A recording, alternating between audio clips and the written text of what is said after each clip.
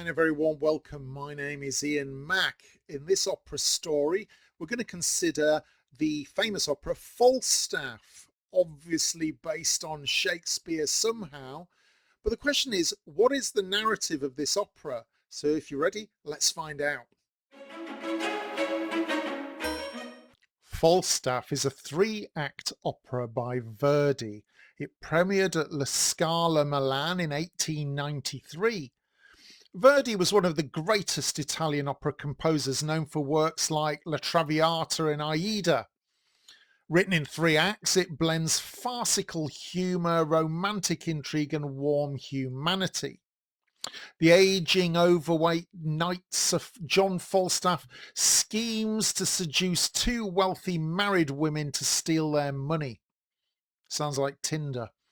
Packed with witty wordplay, overlapping ensembles, and rapid conversational singing instead of traditional arias, it ends with a famous comic fugue celebrating laughter and folly.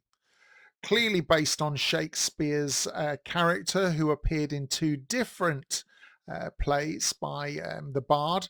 And this is why I constantly stress to people getting to grips with the arts that Shakespeare is so often a basic building block of our knowledge.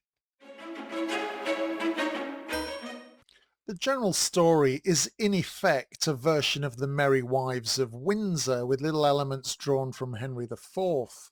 In Windsor, the aging, boastful knight Sir John Falstaff hatches a scheme to seduce two wealthy married women, Alice Ford and Meg Page, to get access to their husband's money. The women see through him immediately and plot revenge, luring him into a series of humiliating traps, including being dumped into the Thames in a laundry basket and later tricked in a nighttime masquerade.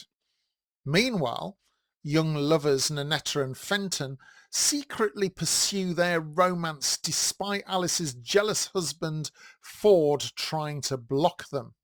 In the end, the lovers are united, Falstaff is laughed at, but he's forgiven, and everyone joins in a joyful fugue, declaring that life is folly and all the world's a jest.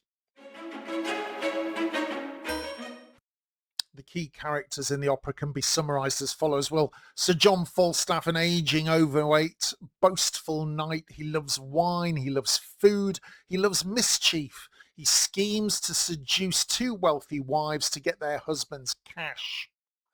Alice Ford, clever, confident wife of Ford, the main mastermind behind the plot to humiliate Falstaff. Witty and good-natured, she leads the women's tricks with charm. Ford, Alice's jealous and suspicious husband, obsessed with the idea that she might be unfaithful. He tries to catch her out, but he ends up outsmarted and reconciled with her.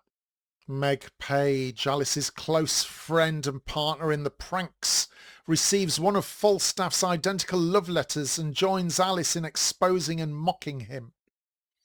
Nanetta, Alice and Ford's daughter, young, sweet and in love with Fenton, she helps with the tricks while secretly planning her own happy ending.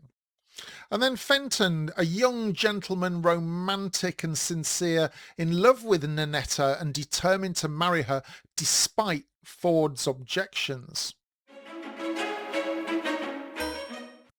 In Act 1 of the opera, we encounter Falstaff's scheme.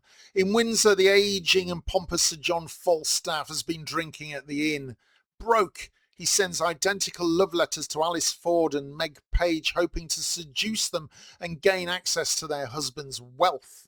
The women compare the letters and laugh, vowing to teach him a lesson. Meanwhile, Alice's jealous husband Ford becomes suspicious, while young lovers Nanetta and Fenton sneak away to flirt. In Act 2, we encounter the woman's revenge. Falstaff visits Alice thinking he will woo her. Ford in disguise arrives pretending to be someone else, offering to help Falstaff seduce Alice just to expose him. The women trick Falstaff into hiding in a laundry basket as Ford bursts in to catch them. The servants dump the basket in the River Thames, soaking and humiliating him.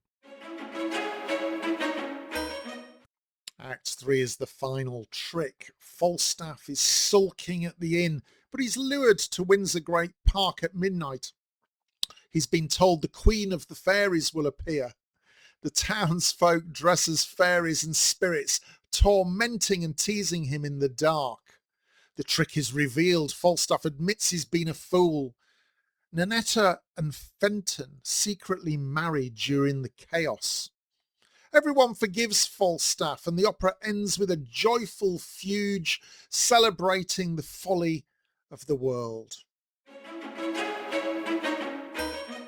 Things we need to know about this opera. Well, it was a huge success and considered one of the greatest comic operas ever written.